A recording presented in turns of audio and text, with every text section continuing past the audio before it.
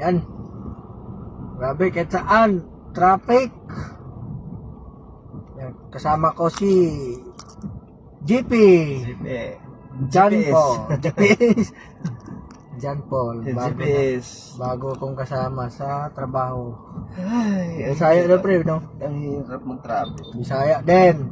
Tayo Mindanao. Ako, Bisaya. Leyte. Traffic, galing kami sa Sampaloc, grabe.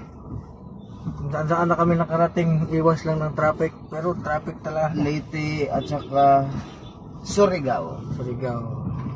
So, Bisaya. Duterte ka pre, kasi Bisaya. Dotae. Duterte tayo, pre. Duterte. Wala, hindi ako Hindi ako magbibigay. Nabudol lang tayo nun.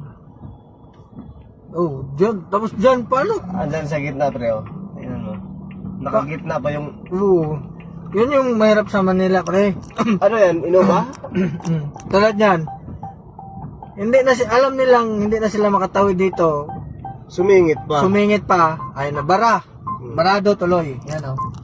Dapat sila, alam nilang may stoplight dyan.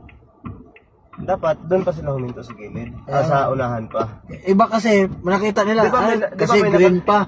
Tatawid kasi green pa. Hindi na. Dapat diba, may nakalagay dyan na kulay puti sa may pedestrian din. Oo. Dapat dyan lang sila. So, tingnan mo, hindi na makasingit. Hindi tayo Hindi tayo makapasok. Aabutan tayo ng pula. Hindi tayo makaano ka. Ganyan ang mga driver dito sa Manila. Wala namang mga Andyan nasa disiplina gitna. ba? Ayan o, nasa gitna. Alam nilang intersection yan. Dapat hindi naharangan. Oo. Di porket naka-green ka, sisingit mo yung sarili mo. Sinahan mo nga, pre. Ayan o, yan yung nangyayari dito sa Manila. Sobrang pahirapan na nga yung pagkuha ng lisensya eh. Dami pa rin kamote.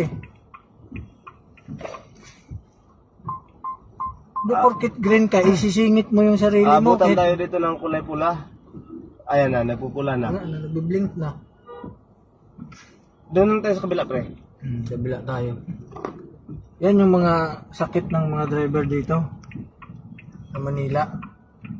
Sabi na, ay green pa naman. O sige, magbanggaan kayo dyan. Munti ka na. Munti ka na. It's 100 ah. Kasi, di porket green ka, ipipilit mo na